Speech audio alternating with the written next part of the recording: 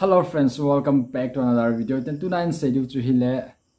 WhatsApp chung chang hin WhatsApp zani thla le new update chen WhatsApp official hi update nung chen cha EPP update ham tyo chu hin schedule hin tele step by step ma hin schedule hai ma chi video ki sin hi part 1 adinga ki sim hin part 2 part 3 hong din tam ta din Etih hung ki bol dam alo Etih cho chu setting ho chu bol dam thon chung ki sei tha din part na hai ma masapena chi part wana dinga hi cha hong point tam ta man chi het luwa kho ta hin cho chu hin se di na je chon bula kona zo na ke nin ngai pin hin vet plan channel la tha ne lu sit and like share subscribe bol pi di no ken tem ki par masang kam chila Buonga hin ki pan ka video bula kona zo na ke nin ngai pin hin vet present ki pa thu ken se na channel la tha ne lu sit and like share subscribe bol pi di no ken tem ve ki par masang ni kho so ta pi ai lo thakhat thani zo a video hung ki sim pan aje chu hiti chan chu kyaw thing thang la kom ja chun video regular ta ki hin upload thelo wen ama tu na ko na he video hi kin upload phe pe de hi na hi chu ka hin het sa hen cha direct pan tin WhatsApp official hi hoya ji am tela WhatsApp normal WhatsApp mai hin thot ji hin tela business pa hin thot tho we na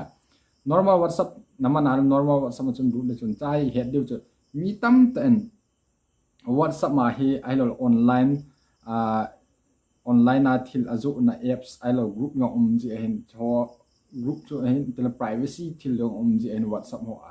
mi het lo ding kha ailo tia ki thot tu ma hin the message ong ma na cho alik thei na scammer hon iti hin mu ham ti ale aban ne cha hin sei di hin ma sa pe na het diu chu WhatsApp apps official WhatsApp account ki ti hen cha screen ai ka hin wet sa din live ka hin wet sa din cha hi ip hin bol ham ti la cha hi ama ho hin jani tha chu message in thon na message na chu ip hin thon ham ti iti ki ven diu ham ti a hin thon na cha be nga hi lo cha screen a khin ko hin cha ma hon say da na his scammer can happen to anyone but we have got your back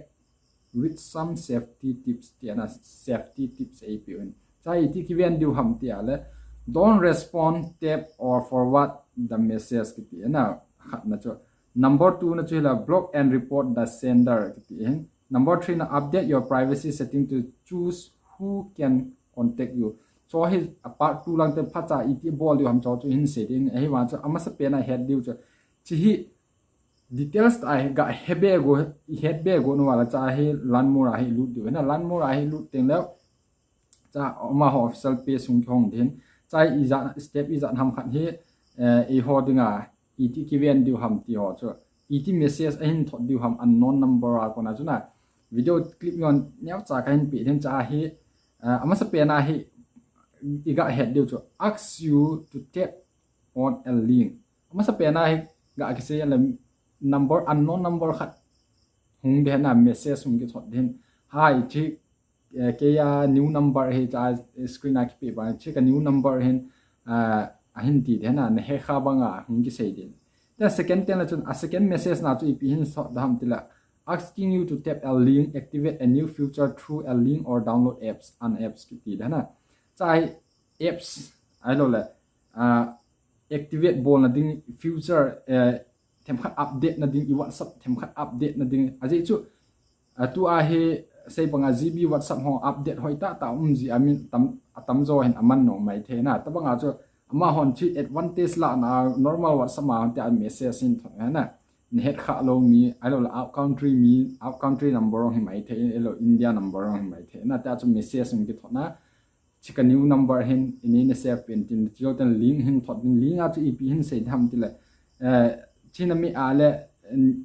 tham na WhatsApp update dhana update den tabang feature na mu de ti a alo chi apps na download nin ti a he link hin ki thot dana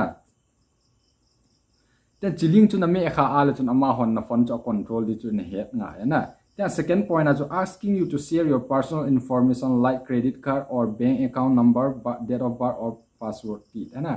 so he I pham ti le a password ha bank account number ha alo date of birth ha alo credit card number ho so so ni hin sharing ni hin het ni hin pin hello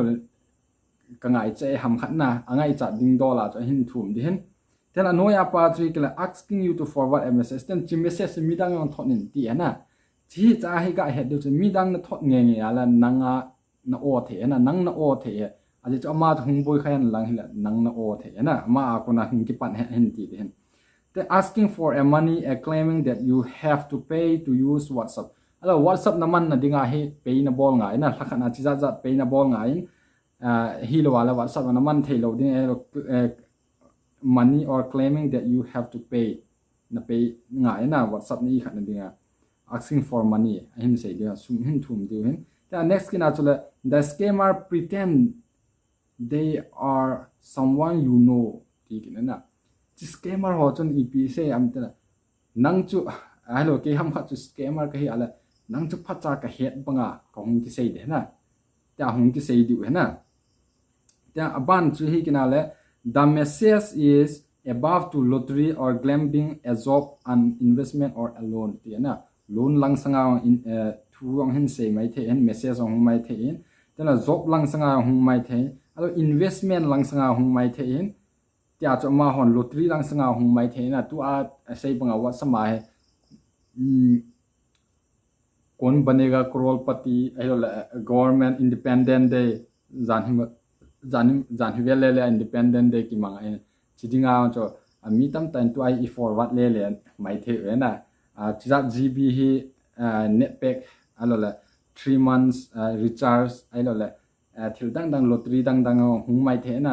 tem chu ai ho han ga ve le han kon khan hin for what to ta I for what to ta cha chunga ki sei banga chi pi ham asking you to forward a message ki ti na ta cho hin sei diwen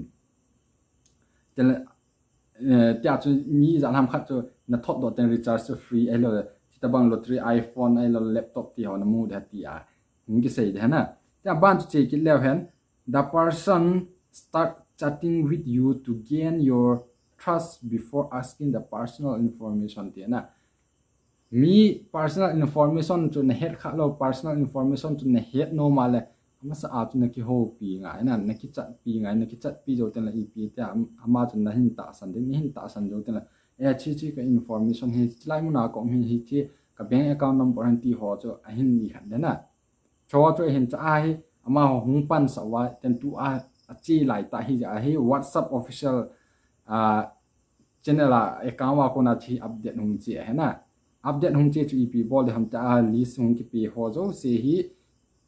init wa hi lo la I bol wa hi lo chen tu ta di dinga cho ho im cha ti lo du na tena setting a on my setting a cho hai la part 2 ten la video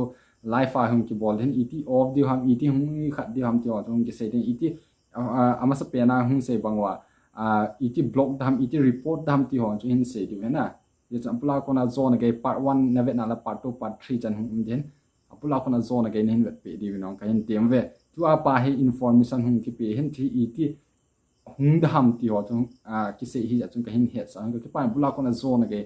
nen ngai pe nen vet pe jen ki pa thu kan se ki pa